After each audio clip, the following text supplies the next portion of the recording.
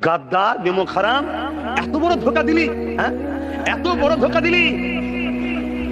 ধোকাবাজের কোনোদিন মাপ নাই, আর ধোকাবাজকে যে মাফ করে তার মতো ক্ষতিগ্রস্ত দুনিয়াতে দ্বিতীয় কেউ হয় না। পশ্চিমবাংলার মুখ্যমন্ত্রী মমতা বন্দ্যোপাধ্যায়ের হাতকে মজবুত করার জন্য, অভিষেক বন্দ্যোপাধ্যায়ের হাতকে মজবুত করার জন্য আজকের আমি কাসেম সিদ্দিকী এই পার্টিতে আমি এসেছি। আমার কওমের একটা গাদ্দার একটা অংশ আমার মধ্যে ঢুকে যাওয়ার জন্য আজকে কওম ধ্বংস হয়ে যাচ্ছে। সেই গাদ্দারদের মধ্যে সবথেকে বড় গাদ্দার হলো তারা যারা মাথায় টুপি মুখে দাঁড়িয়ে সুরাতে সকলে মুক্তি।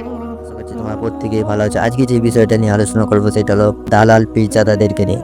কি বললেন এই দালাল পীরজাদাদের বিষয়ে পীরজাদা আব্বাস সিদ্দিকী ভাইজান, সেই ভিডিও আমরা দেখবো।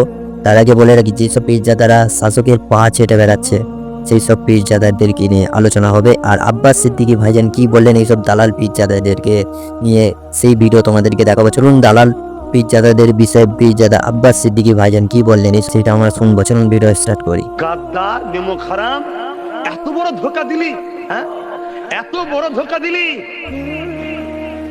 ধোকাবাজের কোনোদিন মাপ নাই, আর ধোকাবাজকে যে মাফ করে তার মতো ক্ষতিগ্রস্ত দুনিয়াতে দ্বিতীয় কেউ হয় না।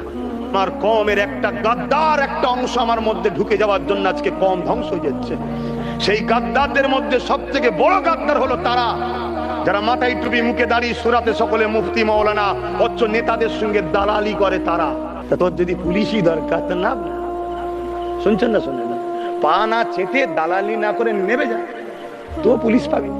শুনছেন না শোনেন না, নিরীহ মানুষের হয়ে না জুলুমের শিকার হ, ভাঙরে যাবি, সন্ত্রাস গুলো ইট মারবে, রাজ্য সরকারের পুষা গুন্ডা মমতার সন্ত্রাস ছেলেরা ইট মারবে, কাঁচ ভেঙে যাবে, হাত ভেঙে যাবে। কথা শুনছেন না শোনেন? ইনকার করছি না, আল্লাহ আমাকে হেদায়েত করেছে। আমি চেয়েছি আমার ভাইটা আমার থেকেও যেন বড় হয়। আমি শুধু ধর্মগুরু জলসা করি, কিন্তু আমার ভাই মুসলিম, হিন্দু, দলিত, আদিবাসী, শিখ, পাঞ্জাবি প্রত্যেকটা ভারতীয়র জন্য আমার ভাই কথা বলছে। আমার ভাই দেশের জন্য কথা বলছে। আমার ভাই সংবিধান বাঁচাবার জন্য কথা বলছে। আমার ভাই দেউচি পাচামেনের জন্য কথা বলছে। আমার ভাই পীরজাদা আব্বাস সিদ্দিকী ভাইজানের বক্তব্য শুনলেন, আশা করছি তোমরা বুঝতে পেরেছো। আর ফুরফুরা শরীফের পীরজাদা কাসেম সিদ্দিকী, ইনার যে নাম পীরজাদা কাসেম সিদ্দিকী, ইনাকে শুধু কাসেম বলে রাখবেন, সিদ্দিকী বলবেন না, কারণ সিদ্দিকী হলো সত্যবাদী যারা, তাদেরকে বলা হয় সিদ্দিক। তিনি কিন্তু এই যে পীরজাদা কাসেম সিদ্দিকী যাকে আমরা বলি, ইনি কিন্তু 1 নম্বর মিথ্যাবাদী। এই যে কাসেম 1 নম্বর মিথ্যাবাদী, চিটিংবাজ, আর বাংলার মুসলিমদের সাথে ধোঁকাবাজি করেছে, গাদ্দারি করেছে, আর এর কোনো ক্ষমা নাই কিন্তু। তাই একে সিদ্দিক বলবেন না, একে শুধু কাসেম বলে পরিচয় দিবে, কারণ সে হলো সবচাইতে বড় মিথ্যাবাদী, ধোঁকাবাজ, মুসলিমদের সাথে গাদ্দারি করেছে। কারণ সিদ্দিক তাদেরকে বলা হয় যারা সত্যবাদী, যারা সত্যের পক্ষে হয়ে চলে। সিদ্দিক ভাইজানকে বললে চলে, পীরজাদা আব্বাস সিদ্দিকী ভাইজান তিনাকে বললে চলে, কারণ তিনি সত্যের পক্ষে আছে, সত্যের জন্য লড়াই করছে। আর কাসেম, পীরজাদা কাসেম নিজের ইমানটাকে নষ্ট করে ফেলেছে, বিক্রি করে ফেলেছে। তিনি একটা যাদেরকে বলতো চোর, সেই দলের সাথেই যুক্ত হয়ে গেছেন। তার তিনি আরো বড় চোর হতে যাচ্ছেন। তিনি আমাকে তো তিনাকে পীরজাদা বলতেই লজ্জা লাগছে। তবে আমি একটাই কথা বলবো, পীরজাদা কাসেম তিনাকে কিন্তু সিদ্দিক বলা চলবে না, কারণ তিনি হলেন একটা মিথ্যাবাদী, তাই তিনাকে সিদ্দিক বলা চলবে না। সিদ্দিক তাদেরকেই বলবে যারা সত্যবাদী, যারা সত্যের পক্ষে চলে, তারা হলো সিদ্দিক।